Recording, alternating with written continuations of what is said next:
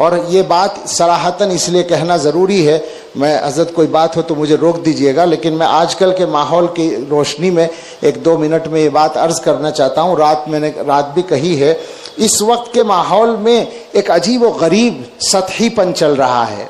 سیاسی معاملات ہیں، جنگ کا مسئلہ ہے، جنگ ہو رہی ہے، لوگ خوش ہیں کہ صاحب امریکہ اور اسرائیل سے جنگ ہو رہی ہے، اس کی وجہ سے پلان کے ساتھ میں کہہ سکتا ہوں کہ وہ ملک اس معاملے کو اپنے عقیدے کی اشاعت کے لیے بھی فوراً کے فوراً استعمال کر رہا ہے، ساتھ ساتھ استعمال کر رہا ہے۔ اس کی پروپیگنڈا مشینری جو ہے وہ بہت مضبوط ہے۔ اس نے دنیا بھر میں اور ہمارے ملک میں خاص طور پر اس پر باقاعدہ محنت کی ہے، جس کی وجہ سے جنگ کے حوالے سے اس کے مذہب کے ساتھ لوگ مانوس ہو رہے ہیں۔ مجھے تو یہاں تک پتہ چلا ہے کہ کچھ لوگ امام باڑوں تک میں جا رہے ہیں، اور ان کے دفتروں اور آفسوں میں جانے کے اور حمایت کا یقین دلانے کے قصے تو ظاہر و باہر ہیں۔ ان کا کیا کیا جائے؟ میں یہ عرض کرنا چاہتا ہوں، 2 باتیں عرض کروں گا، میرے حضرت موجود ہیں، تصحیح ہو جائے گی اگر غلطی ہوگی۔ بنیادی بات یہ ہے، اسرائیل سے جنگ ہو رہی ہے، ہم ساتھ ہیں۔ میں نے رات یہ کہا کہ اسرائیل سے اگر شیطان بھی لڑے گا تو اس کا بھی ہم ساتھ دیں، کوئی بات نہیں، آ گیا شاید وہ۔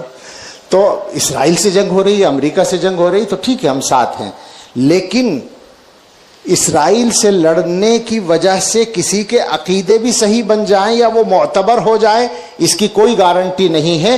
میں عرض کرتا ہوں، اللہ کے رسول صلی اللہ علیہ وسلم نے ایک طبقے کے بارے میں صراحت کے ساتھ فرمایا کہ تحقرون صلاتکم من صلاتہم وصیامکم من صیامہم، ایک طبقہ ایسی نماز پڑھے گا کہ اس کی نماز کے سامنے تم اپنی نماز کو حقیر سمجھو گے، اس کے روزوں کے سامنے اپنی روزوں کو حقیر سمجھو گے۔ یقرؤون القرآن، وہ قرآن بھی پڑھیں گے مگر وہ حلق سے نیچے نہیں اترے گا، اور دین سے وہ اس طرح نکل جائیں گے جیسے شکار سے تیر نکال دیا جاتا ہے۔